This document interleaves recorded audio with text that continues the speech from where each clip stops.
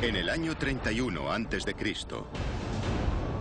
el otrora glorioso imperio egipcio estaba a punto de caer en manos de los guerreros más temidos y despiadados del mundo antiguo, los romanos.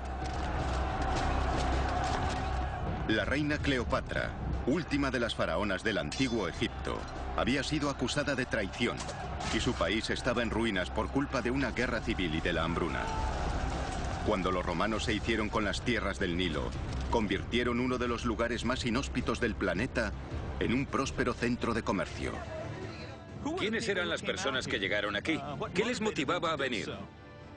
Desde el Mar Rojo hasta el Nilo, desde las ciudades perdidas hasta las montañas de esmeraldas, bajo la tierra y a través del mar, el país floreció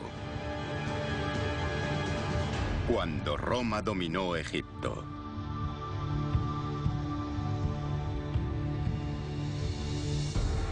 El comienzo de la historia que desembocó en la invasión romana tuvo su origen 50 años antes de Cristo. Cleopatra, la reina más famosa del mundo antiguo, fue coronada y al mismo tiempo se casó con su hermano de 11 años. Esta alianza incestuosa estuvo condenada desde el principio. El arqueólogo, explorador y aventurero Steve Seibotham ha pasado 20 años reconstruyendo la historia de los romanos en Egipto. Hemos descubierto y señalizado unos 2.000 kilómetros de carreteras antiguas. Hemos encontrado cientos de emplazamientos, entre los que se incluyen fuertes romanos con pozos, minas de oro, minas de amatista, de esmeralda, canteras, todo un elenco de asentamientos antiguos. ¿Qué es lo que les trajo aquí? ¿Cómo fueron capaces de sobrevivir a un entorno tan extremadamente seco, día tras día, año tras año? El profesor Seibotham intenta descubrir cómo sobrevivieron los invasores romanos y cómo establecieron y defendieron una de las rutas comerciales más lucrativas de la época. Tras vencer a Cleopatra y tomar Alejandría, los romanos se dirigieron al sur, ansiosos por apropiarse de los tesoros egipcios. Egipto era muy atractivo para los romanos. Se lo anexionaron en el año 30 a.C., uno después de que Marco Antonio y Cleopatra se suicidasen. Y fue como si les tocase la lotería. Los tesoros de Cleopatra le proporcionaron una enorme cantidad de dinero a Octavio, el vencedor. Steve Seibotham les sigue la estela desde el Nilo, rastreando la lucrativa ruta del tesoro romano. Sin duda, una de las riquezas de Egipto radicaba en ser una especie de granero para el Imperio Romano. Y además de eso, gran parte del comercio pasaba por Egipto, bien surcando el Nilo desde el sur de África, o bien por la vía que llegaba desde la costa del Mar Rojo. Todos esos factores hicieron de Egipto un destino muy atractivo para el gobierno romano, y no únicamente para ellos, sino también para empresarios privados que llegaban en manada y reunían cantidades ingentes de dinero. Pero querían más. Los romanos querían todos los tesoros de Egipto para sí mismos.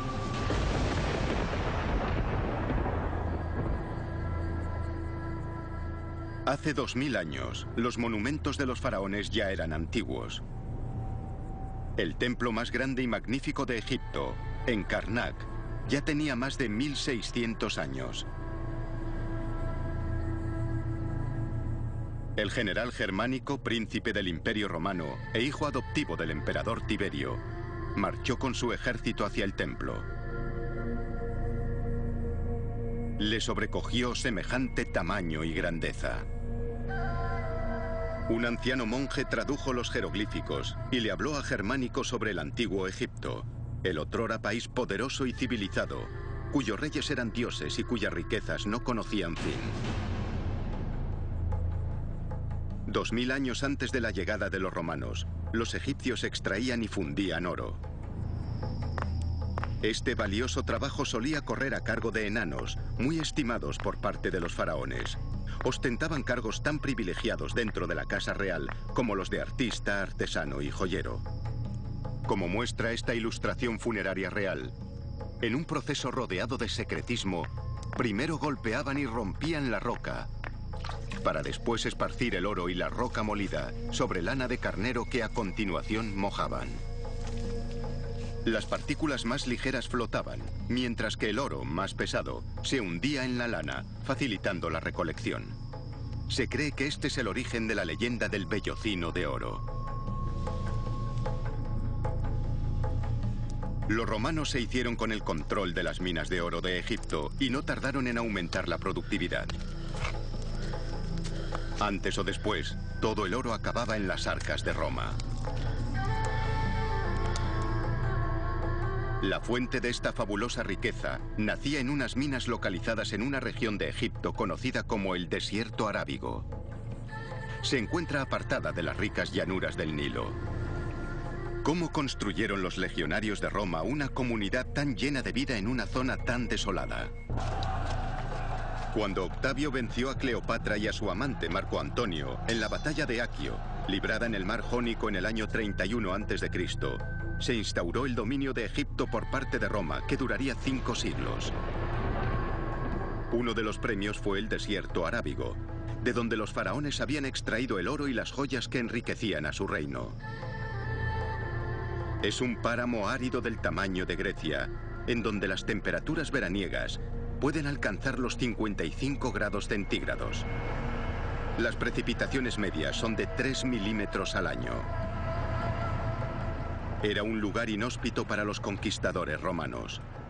Ha quedado patente gracias a nuestras investigaciones que los romanos y sus predecesores tolemaicos eran por lo general mucho mejores que nosotros a la hora de aprovechar los cauces de agua, almacenar los suministros acuíferos y distribuirlos. Los romanos trajeron consigo conocimientos arquitectónicos superiores y construyeron una serie de hidreumas, estaciones acuíferas fortificadas. La mayoría se construyeron en los mismos lugares en donde los nómadas beduinos habían excavado pozos. Los romanos tan solo los profundizaron y reforzaron. El nivel freático en esta parte del mundo puede aumentar o disminuir radicalmente, por lo que para asegurarse un suministro constante de agua tuvieron que cavar hondo. En las estaciones de agua como esta, los viajeros podían, por un módico precio, refrescarse, refrescar a sus animales y protegerse de los saqueadores del desierto.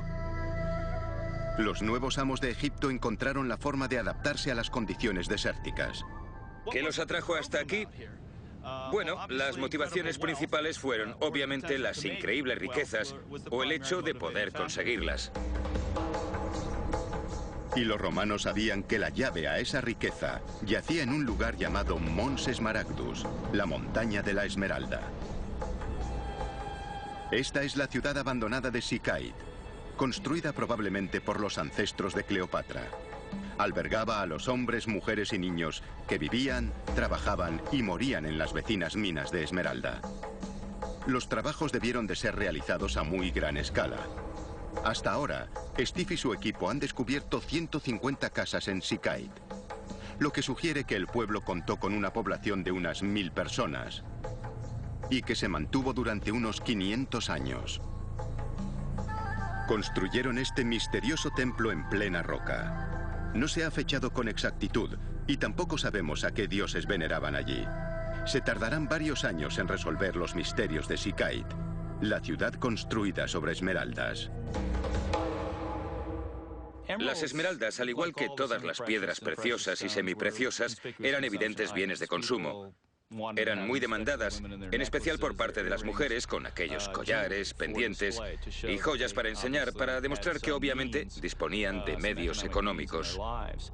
Las primeras pruebas que nos indican que este lugar se llamaba Mons Smaragdus, que en latín significa montaña de la esmeralda, provienen de fuentes romanas. No existen evidencias anteriores al primer siglo antes de Cristo de que lo estuvieran explotando, y menos de que se llamase Mons Smaragdus. Esta información aparece por primera vez en el siglo I después de Cristo, y desapareció. No solo el promontorio, sino toda la zona circundante, de donde extraían estas esmeraldas, recibía el nombre de Mons Smaragdus. Lo realmente interesante de este lugar es que se trataba de la única fuente de esmeraldas situada dentro de las fronteras del Imperio Romano. Se sabe que había minas en Austria, pero al parecer no las explotaron hasta después de la caída del Imperio Romano.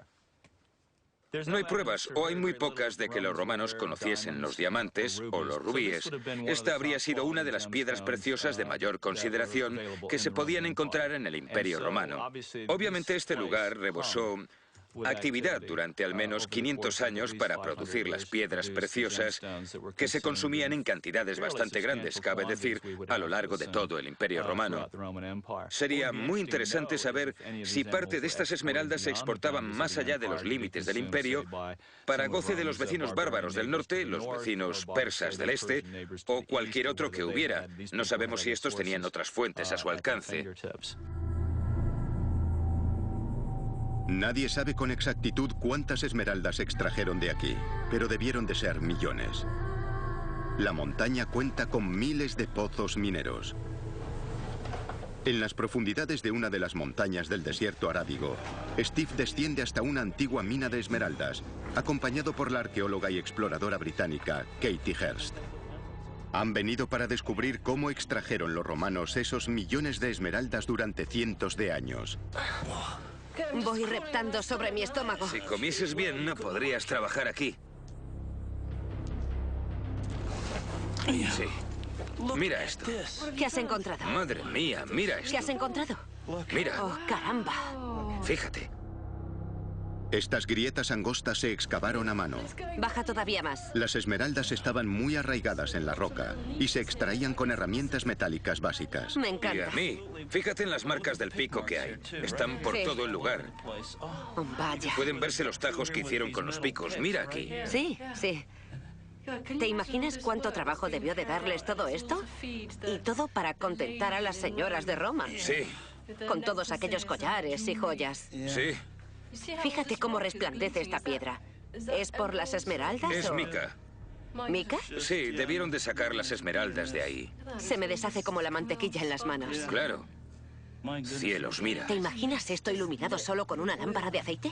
Y todo el humo que aquello generaba tenía que ser horrible. Entre el aire viciado y el humo de las lámparas, debía de apestar. Bajemos por aquí. Tal vez. ¡Wow, wow, wow, wow! Estoy bien, Con cuidado, estoy bien, con cuidado. estoy bien. Vaya, ¿Qué? me he caído en un buen sitio. Hay montones de fragmentos de ánfora por aquí. Aquí debajo.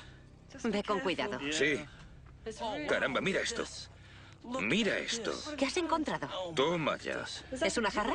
Es la boquilla de un ánfora, con un asa y todo, ¿la ves? Esto es fantástico. ¿A que sí? Diría que la última persona que usó esto fue hace 1500 o 2000 años. Fíjate, está en buen estado. Muy bueno. Sí. Ese trozo de cerámica, una ánfora rota, seguramente contenía la ración de agua de un minero romano. Rota, fue abandonada hace 2000 años. Vamos allá. Sí, esto está muy estrecho por aquí. ¿Qué hay abajo? Ya lo ves. Al parecer el techo se vino abajo. Vete tú a saber cuándo. ¿Cuánta gente habrá fallecido aquí? Sí.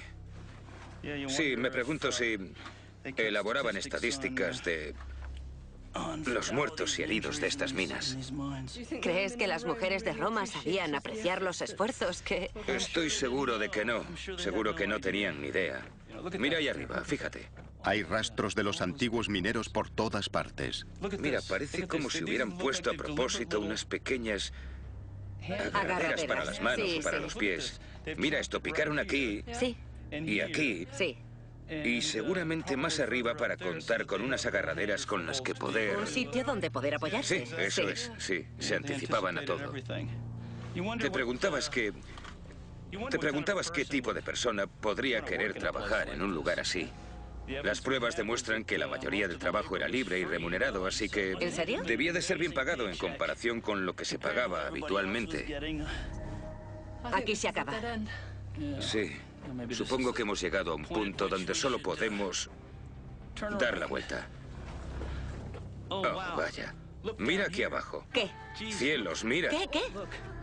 Parecen los restos de una cesta, ¿la ves? ¿Bromeas? Apunta ahí abajo. Dios mío, sí. ¿La alcanzas? ¿Puedes cogerla? Puedo intentarlo yo. ¿La has cogido? Podemos echarle un vistazo a la luz del sol. ¿Se puede hacer? Sí. Vale. Dios, cómo huele aquí abajo. Sí, y ahí seguramente sea peor. ¿Será por lo seco que está esto? Sí, Todo se preserva mejor así. sí. Bonita cesta. ¿Puedes cogerla? Puedo tocarla, pero no creo que pueda moverla sin dañarla un poco. Sí. Tiene muchas piedras. ¿La dejaremos ahí? Me temo que no nos queda más remedio. Es mejor dejarla que estropearla. Sí. Y es muy impactante encontrar algo así y saber que la última persona que la tocó, aparte de ti, antes que tú, fue algún romano. La cesta, probablemente usada para guardar la comida de algún minero, permanecerá en condiciones perfectas gracias al aire seco de la mina, hasta que algún arqueólogo futuro la redescubra.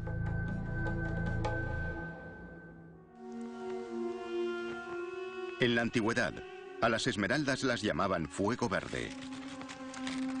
Las gemas se enviaban a Roma para satisfacer la demanda de las clases poderosas. Al emperador Nerón le impresionó tanto el fuego verde que solía usar catalejos de esmeralda para contemplar las matanzas en los combates de gladiadores. Con el mercado egipcio de las materias primas bajo control, los romanos siguieron avanzando, construyendo ciudades en el desierto a su paso. Fuertemente fortificadas y abandonadas a día de hoy, estas localizaciones suscitan muchas preguntas sin respuesta. ¿Quién podría querer vivir aquí? ¿Y por qué estaban tan fuertemente defendidas? ¿De quién tenían tanto miedo los romanos?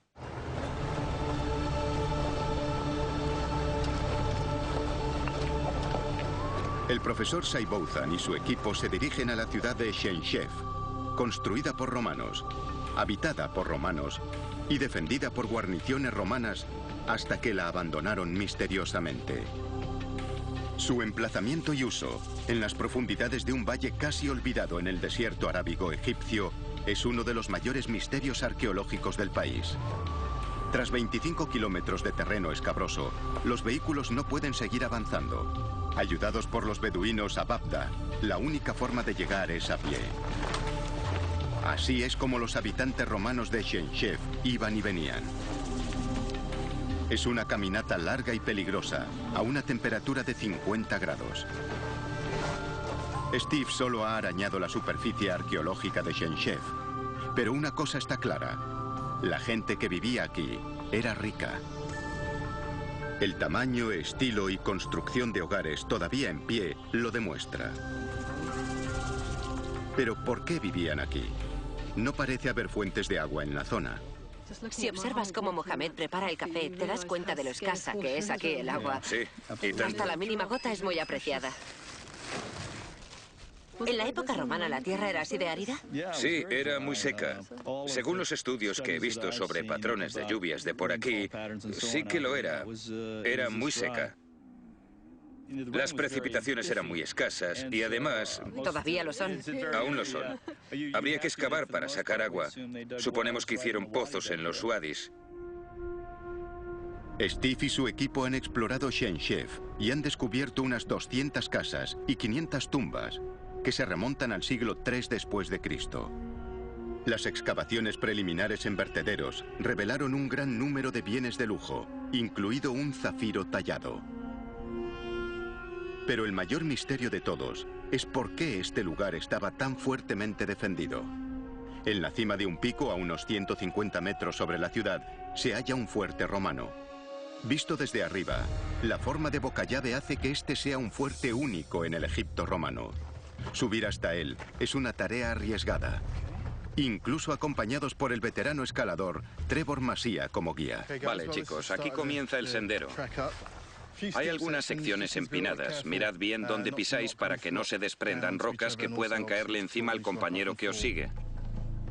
Antes de apoyar las manos en algún sitio, fijaos bien y aseguraos de que no os apoyáis cerca de algún escorpión o serpiente. ¿Serpientes? Sí, estad atentos. Los escorpiones y las serpientes venenosas abundan en el desierto arábigo, pero la mayor amenaza es la deshidratación. En una escalada tan ardua bajo temperaturas de 50 grados, se necesita beber al menos 2 litros de agua por hora. Obviamente existen otros peligros. ¡Cuidado abajo!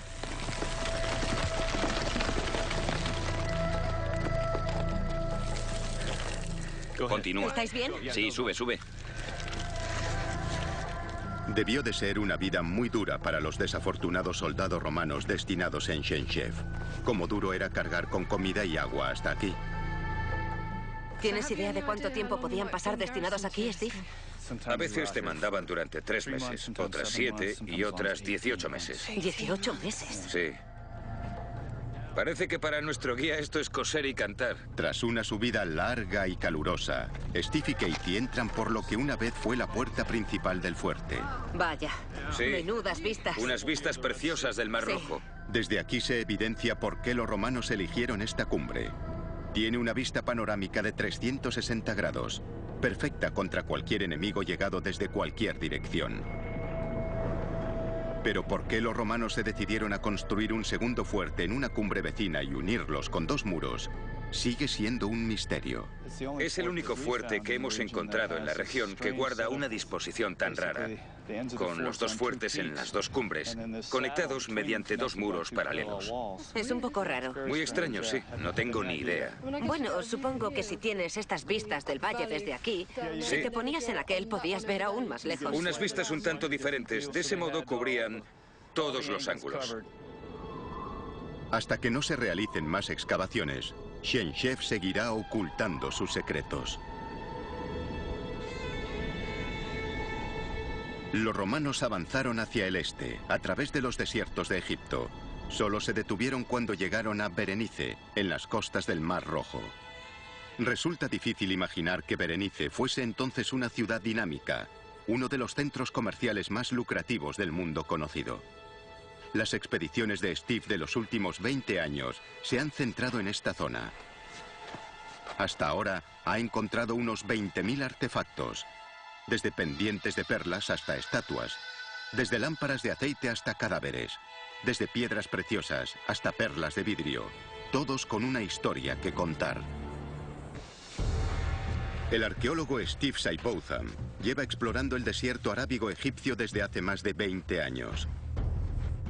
En Berenice, junto al Mar Rojo, ha desenterrado una enorme colección de artefactos que se guardan en un almacén de alta seguridad. Muchos de ellos son únicos. La colección incluye inscripciones enormes de la parte frontal de un fuerte derruido. Esta en concreto dedicada al emperador Vespasiano. Entre los objetos más comunes se hallan reliquias romanas de ámbito diario como ánforas, las omnipresentes jarras en las que se almacenaban vino o aceite. Suelen hallarse rotas, pero en Berenice, la cerámica hecha añicos también es importante. Tenemos cientos, literalmente cientos de estos fragmentos y básicamente son piezas de cerámica, trozos rotos de cerámica. En la antigüedad los usaban. Como podéis ver, cogían tinta negra y escribían sobre ellos. Lo que escribieron, al menos en los que sacamos de Berenice, son anotaciones. Aquí anotaban el nombre de las personas que pasaban por las tiendas de trueque. En algunos casos sabemos los nombres de estas personas y también anotaban el número de ánforas que contenían vino, aceite y esas cosas. Son un reflejo muy revelador del tipo de bienes de consumo que atravesaban el puerto. Por supuesto, las personas sobre las que se escribía todo esto, en documentos como este, eran mercaderes e iban allí a hacer dinero.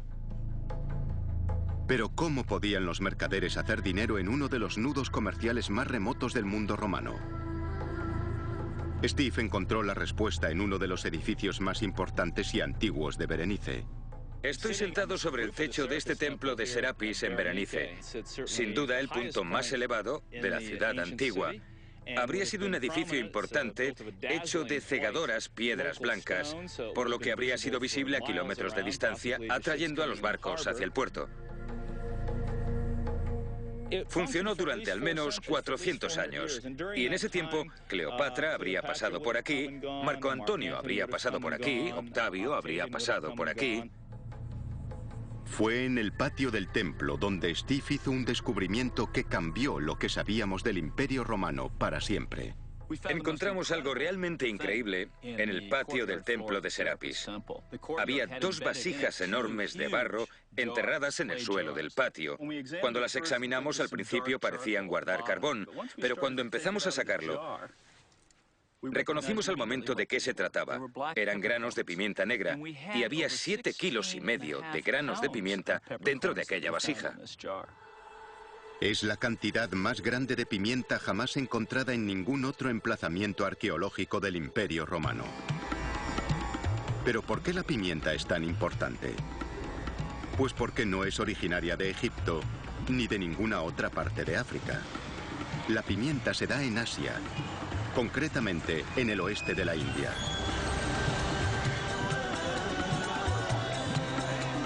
El bote de pimienta que encontró Steve en el templo es la prueba definitiva de que los romanos dieron con el modo de navegar por el Océano Índico, más allá de las fronteras del mundo conocido. El secreto de cómo lo consiguieron se encuentra en un documento misterioso llamado Periplo por el Mar de Eritrea. Es una breve guía de navegación de solo 66 párrafos que les mostraba a los marineros y mercaderes romanos cómo llegar a la India. Más que un simple mapa o carta náutica, les decía a los mercaderes qué llevarse con ellos, qué comprar, cuáles eran los mejores mercados, cómo llegar a ellos y cuándo viajar. El autor anónimo del primer libro de navegación del mundo sabía aprovechar los vientos del monzón. Si el barco zarpaba del Mar Rojo en septiembre y navegaba hacia el este, podría aprovechar los vientos del monzón que subían del Ecuador y llegar a la India en solo 45 días.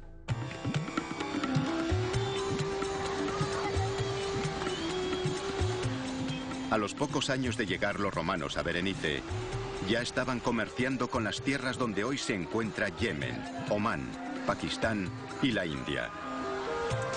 Se trajeron consigo riquezas inimaginables.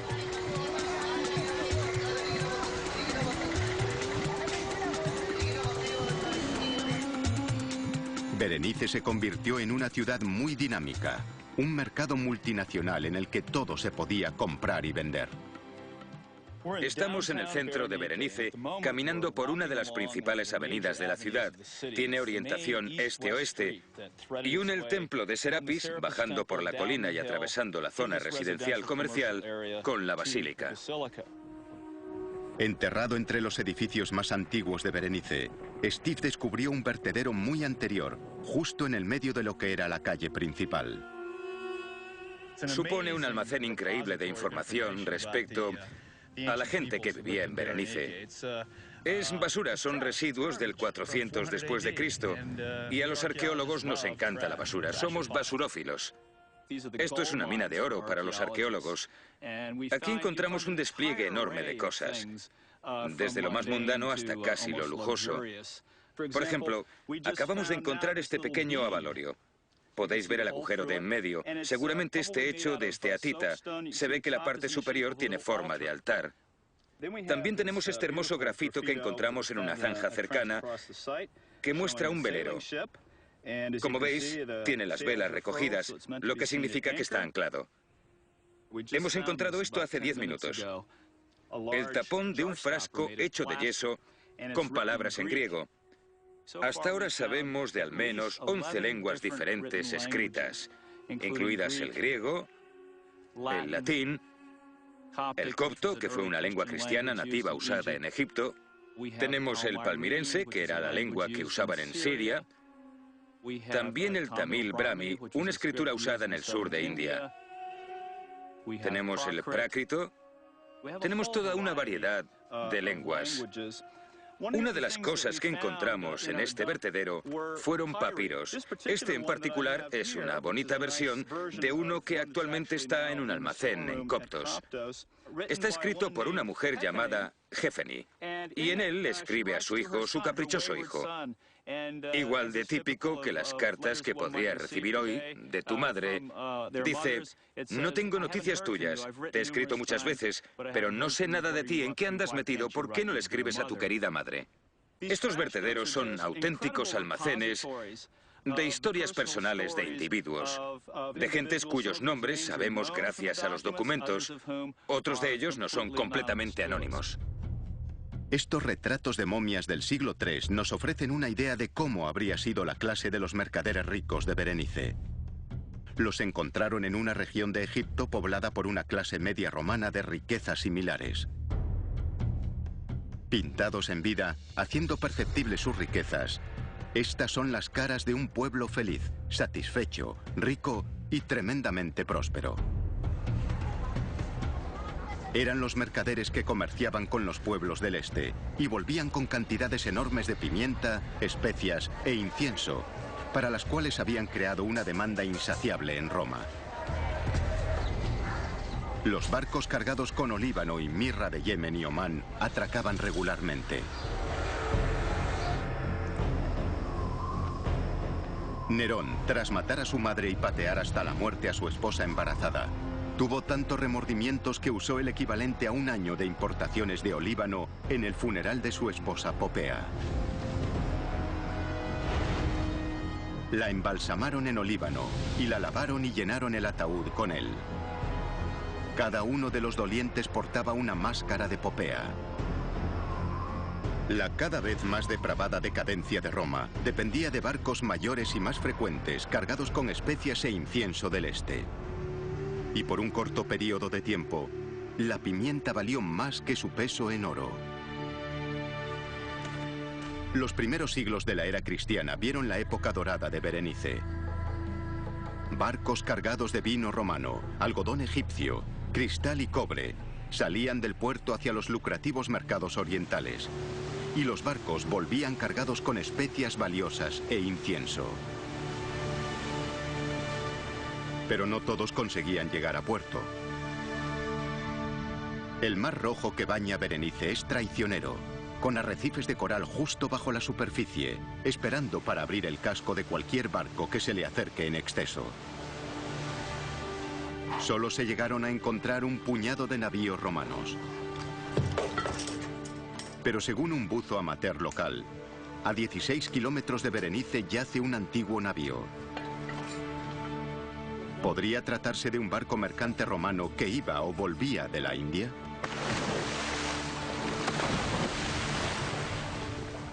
Cuando nos metimos en el agua, vimos que estaba increíblemente clara, y mientras buceábamos al lado del arrecife, empezamos a ver cosas que creíamos que podían ser ánforas.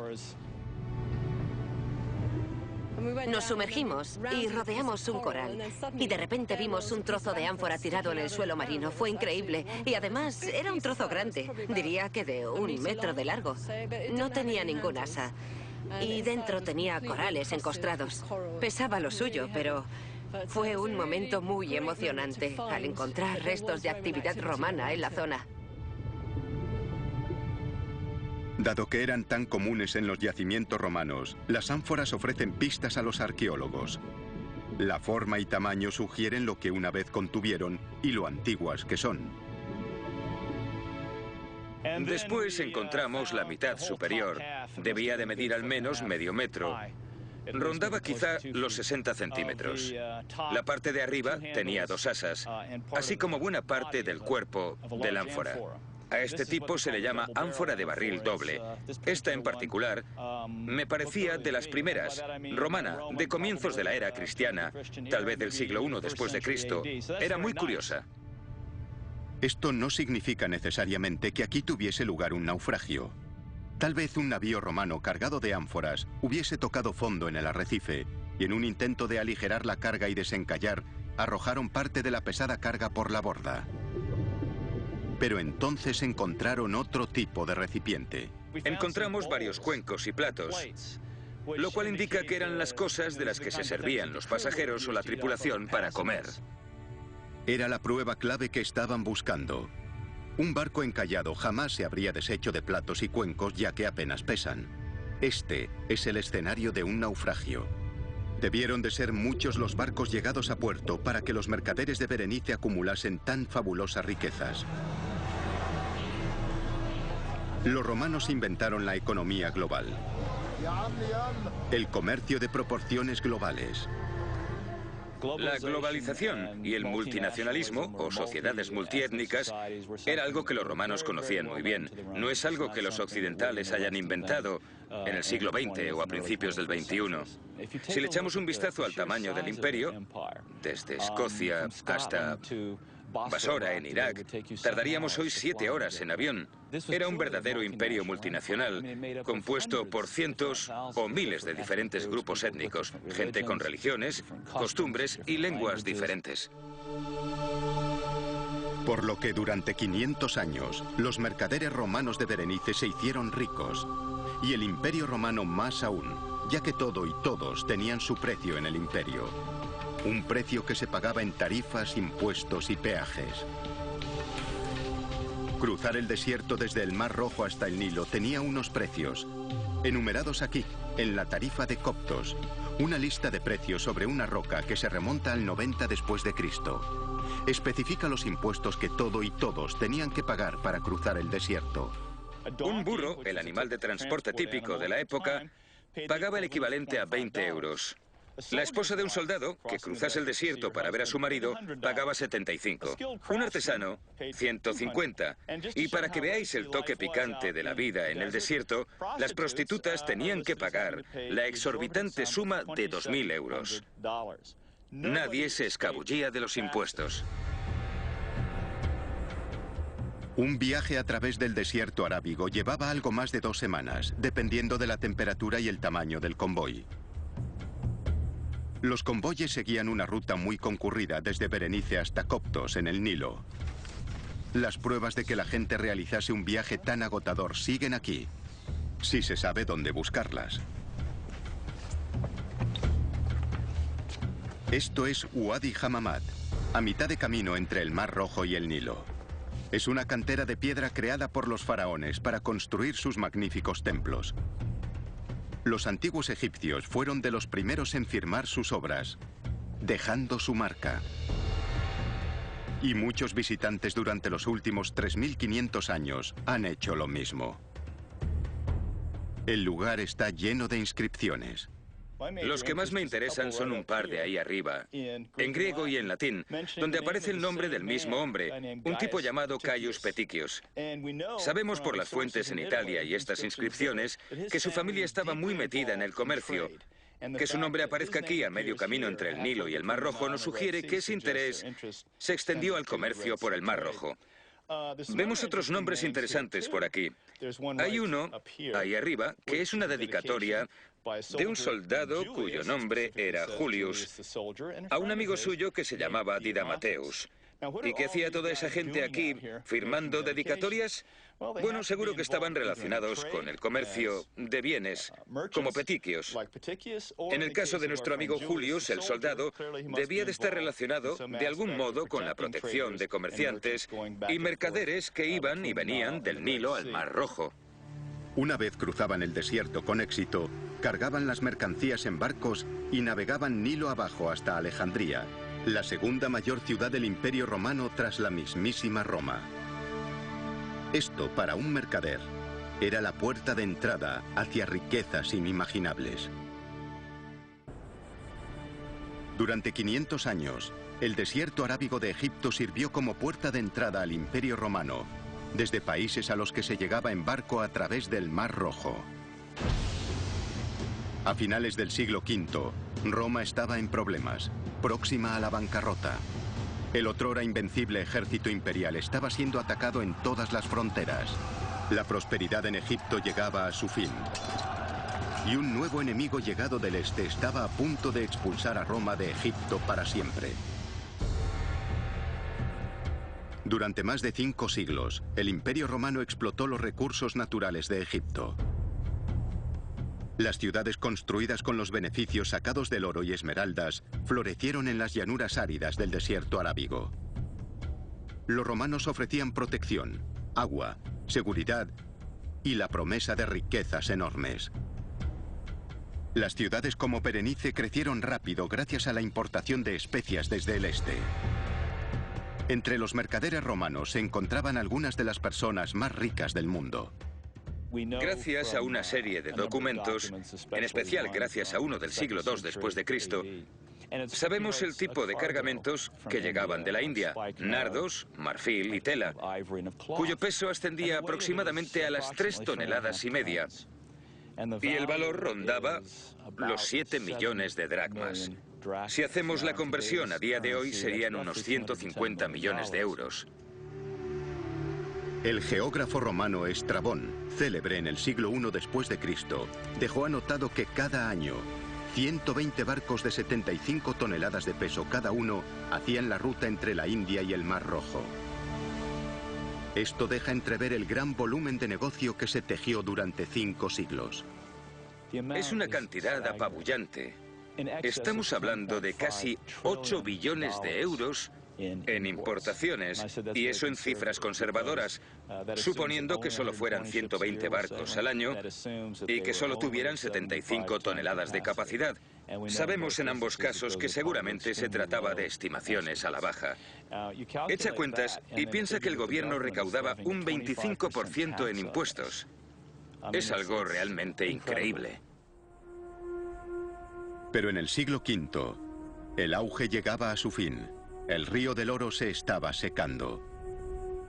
El decadente Imperio Romano estaba siendo atacado desde muchos frentes. El una vez magnífico Imperio Romano se estaba desintegrando por culpa de contiendas familiares. El comercio cesó y los barcos dejaron de llegar del este. Berenice fue quedando abandonada. Los edificios cayeron y la arena comenzó a cubrir la ciudad. Al tiempo que Berenice iba desapareciendo, el Imperio Romano perdía finalmente el control sobre Egipto. En la batalla de Nikiu, en el 646 después de Cristo, las tropas invasoras árabes rodearon Alejandría. Asediados, los romanos se encomendaron a un único combate, un duelo a muerte, con la capital egipcia como premio. El campeón romano se enfrentó a su antagonista árabe. Tras una lucha desesperada y sanguinaria, espada contra cimitarra, el romano recibió una herida mortal. El ejército árabe se hizo con la ciudad.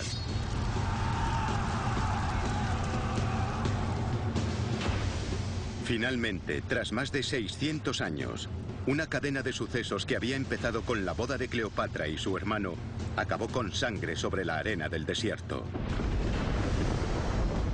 Los romanos se vieron obligados finalmente a entregar las llaves del cofre del tesoro más lucrativo de la historia.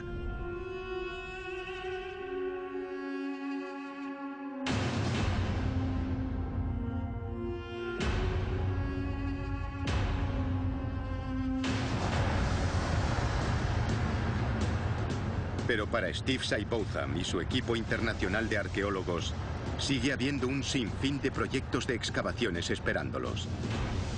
Cientos de años de conocimientos e información siguen ocultos bajo las arenas del desierto arábigo. Todavía quedan muchísimos lugares y ciudades nuevas que desenterrar y miles de historias que revelar de cuando Roma dominó Egipto.